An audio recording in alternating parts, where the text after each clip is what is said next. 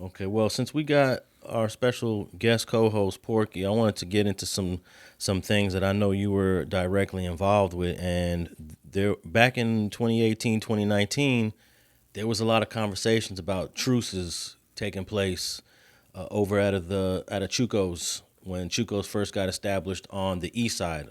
It used to be over here on the west side. They had to knock down the building because of the MTA.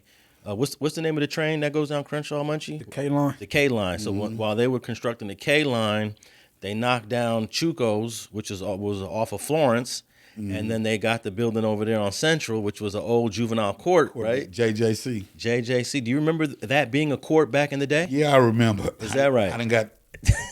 Yeah, I remember. Yeah, I got time out of there. Hey, it's weird walking through there because you could see where the judges used to sit. You could see, everything is still the same, right? Where the judges were sitting at. They done moved it around a little bit more now. They didn't open it up a lot wider now. Is JJC is that the was they nicknamed the Glass House? No, But that's different. that's Glass House was the At the county jail county downtown back in the day, right? Why did they call? Hold on, the same county jail on the hit? Nah. Oh, it was a different facility downtown. Yeah, there was like more younger dudes, like 17 or 16 go. They'd go to the Glass House, but they had older people there in the Glass House downtown. That's probably when they had the juvenile tank and shit. Yeah, that juvenile tank. Okay, yeah. okay. Yeah, I haven't heard anyone say the Glass House In a long time. since the late '80s, maybe early '90s. Yeah. But over there in that building, you've been doing a lot of work.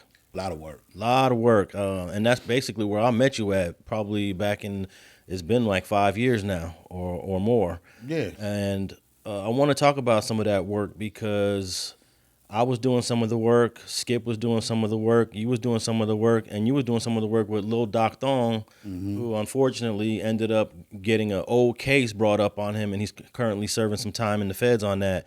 But how did you get involved in doing some of the peace treaty and this is what's crazy, Munchie? This is the type of work that your boy Flacco don't want to give no resources to. And I don't even know if Porky knows who Poetic Flacco is, but this guy.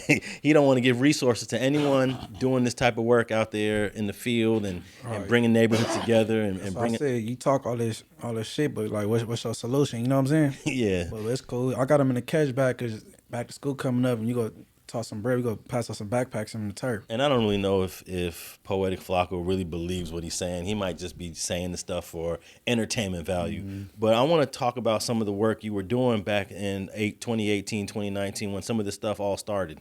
Well, it all started because there was something that happened real fucked up. I don't know if a little child got killed or something. I don't know. And I made a call to Brother Will. You know who Brother Will is, right? I made a call to Brother Will and my brother Smokey, and I said, you know what, man, it's time for us to do something, man. This shit is getting crazy. So when I made the call to Brother Will, he called Doc and he called Psych from Swan. They was down there posted at the JJC building, and he hooked us up together, and we sat down and we talked. And I knew of Doc, but I never met Doc, but I knew Psych, you know. Psych is a little younger than me, but I know him. Psych from Swan. Yeah, Psych from Swan. Hakeem. How's he doing, by the way? I heard he was going through some health issues. He's still going through some health issues, but he hanging in there. Okay. He comes to the meetings when he comes. So we sat down, we talked, and we called a big meeting. There was a lot of brothers came from all over at the time. And we was doing pretty good. We wasn't organized like we are now, but we was just coming up meeting. And then what happened was a list came out. Everybody had their names, addresses, and everything, and somebody posted the list on the internet, man. What you mean? Posted the list. Your name, my name. Okay, so basically what you're saying is when we have a meeting, everyone signs their name on a paper, and it gets turned around. Yes. And that list ended up online. That list ended up online and messed us up bad. Okay, two questions. How did it get online, and how did that list being on the internet mess us up? Got online for somebody taking a picture of it and putting it online. How it messed us up. Brothers felt like, certain brothers didn't want their names out there on these certain people. Yeah. It was private. So that messed us up. Like, damn. We start doing this to somebody already, doing some bullshit like that. So we went through a little phase. it started falling off a little bit. It was up like about 12 of us still there, And then when Doc went through what happened with Doc, because Doc was like the little spear leading of it, through me, Doc, and Ike, and Smokey, and all of, we was like the spear leader of it. We didn't have no president. We didn't have none of that. We was just doing what we can do. And Doc had started reaching out to a lot of brothers and stuff, and I started reaching out. So it was, like I said, when the paperwork came, when we had about 50 brothers in there from all different hoods, Crips and Bloods in there talking. When that paper came out on the internet, somebody just sabotaged us, man. It just went boom. Now, I think a lot of people might not understand this, so let's explain it, because there are some people that want to do this positive work, but they don't want the public or law enforcement knowing that they're working on truces or they're doing peace treaties, because sometimes the police will start to target you guys in a negative way, and no one knows what to expect from the cops. But probably not that. We really just sat down. I don't know you good enough for you to have my number. You know what I'm saying? We still enemies. Right. You know what I'm saying? So it could have been that way too. Yeah. So that messed us up bad. Start falling off. I do remember that. Everyone, I remember people was tripping about that. Yeah. But we stayed with it. We stayed with it. And like I said, and then Doc got locked up. No, let's go back. Before Doc got locked up, he started the little truth. But before that happened, we were sitting down talking with him before he was going to do it with the Florences. But I had to go to my homies. We had to say it wasn't going right at the time. And then when they did this, we sat back down and we talked. We brought the homies, because you can't just make one decision, Regardless, ain't nobody bigger than the program. Still, I don't care how old you are, how down you are, nobody's bigger than the program. So we had to sit down and we had to discuss it. Me and my homies. And we did. And that's how we came to the table. All that take time. Yeah, it take time. There's layers to it. Okay, so what was some of the first accomplishments that happened in that building at the Chuco's Justice Center building back in 2018, 2019? What was the first thing? First one was the coasters and the F13s. I was there. And you were there pretty much for every step of the way. I was there until the time I had to step out. Yeah. Because sometimes I wasn't from Coast. Yeah. From Kitchen. I had to move out the building. I had to move out, let them talk in private. Then when we came back in, and we provided the hot dogs. Me and Jack cooked the hot dogs and everything for them and everything, and they ate.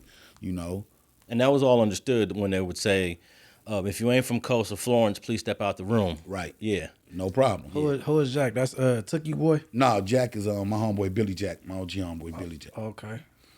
And what was your reaction when you saw that, wow, this is really a thing, when these Florences and these East Coasters, because this is something that most people never thought could even happen.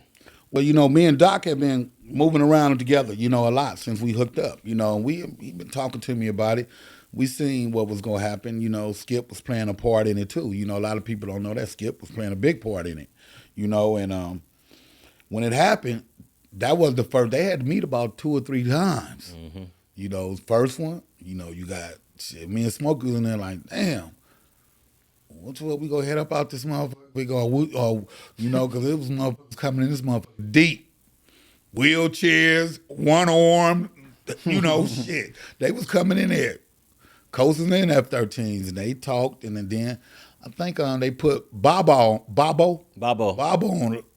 the line. He had structure. Yeah. They put him on that phone, and he talked and said what he had to say, I think, and that's what Doc had told me, because I stepped out. Yeah. No one was able to be in that room. But what you're saying is they did a FaceTime with Babo Castellanos, the Mexican mafia dude from F13. That's what I heard. He resting now? Yeah, he died. He resting because they gave him a compassionate release back in 2023, and bro died like maybe a month after they released him. I heard the same judge they convicted him did it. Is that right? I heard. But yeah, they had that structure under Babo. Yeah.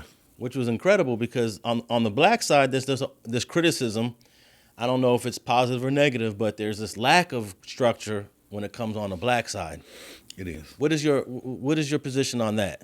I'm gonna speak my position. It is. It is. But if there is structure, see, here's the thing though, they have a structure, but it's based on being a follower. And sometimes being a follower is positive, but then sometimes being a follower is negative because they'll have you on some crash out missions, on some, suicide missions. And they better do it. Yeah, and they better do it, right? So it's two sides to that structure. But just think about it, what we doing out here on these streets. We crashing out on certain things. Yeah. Some accidents happening we didn't want to happen. Crashing out over women. Over women, Yeah. But my philosophy of it, and my opinion of it is, we don't have structure. But we can go to jail and we can kick it. Like, we have to have each other back. But we get on the streets, we forget all about that. That's the thing that really gets to me about us. The cars, though, that's why we ain't got no structure, though. It just ain't blood and crip. It's gangster, neighborhood, Hoover. You know what I'm saying? The ones that don't mess with the neighborhoods, period. You know what I'm saying? But once you get to a level 4 prison, that all goes out the window, right? When it's time to get down, we go get down with each other. Yeah. Right. And that's what I'm saying. If you can have my back in there, you can have my back on the streets. That's the way I feel. But, not getting off the subject, when that happened and you asked me, they had 3 meetings. I know of that because I was there. Yeah, I remember. Doc asked me to be there.